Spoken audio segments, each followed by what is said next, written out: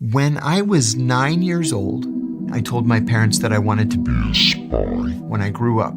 It came time to apply for college, and I only applied at one university, George Washington University in Washington, because it was 2 blocks from the White House, and it was one of only 3 schools in America that offered a Middle Eastern Studies program.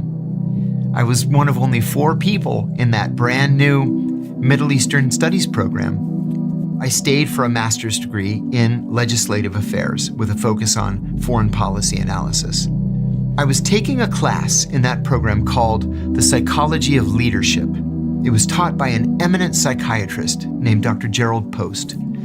And he gave us an assignment one day where we had to shadow our bosses. We had to just follow our bosses for a week. Your bosses? Yeah, I worked at a labor union called the United Food and Commercial Workers Union. And so we were just supposed to follow our boss around for a week and then write a psychological profile.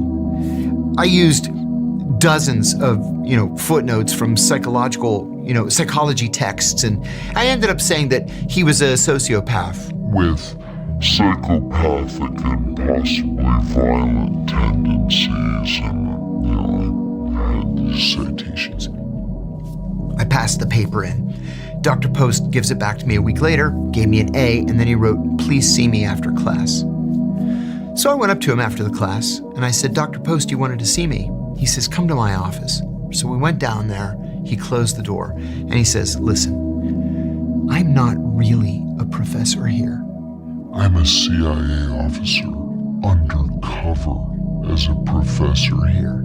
And I'm looking for people who would fit into the CIA's culture. I think you would fit into the CIA's culture.